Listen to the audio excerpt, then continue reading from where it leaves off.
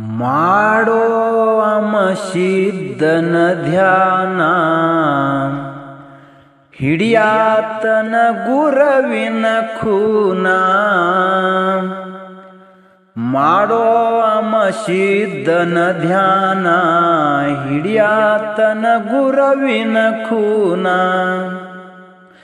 ಭಕ್ತಿದಿಂದ ಅವನ ಸ್ವರಣಿ ಮಾಡಿದರ ಭಕ್ತಿದಿಂದ ಅವನ ಸ್ವರ್ಣಿ ಮಾಡಿದರ ಅಮ್ಮೋಗಿ ನಿನಗೊಲಿತಾನ. ಮಾಡೋ ಅಮಸಿದ್ದನ ಧ್ಯಾನ ಹಿಡಿಯಾತನ ಗುರವಿನ ಖೂನ. ಮಾಡೋ ಅಮಸಿದ್ದನ ಧ್ಯಾನ ಹಿಡಿಯಾತನ ಗುರವಿನ ಖೂನ.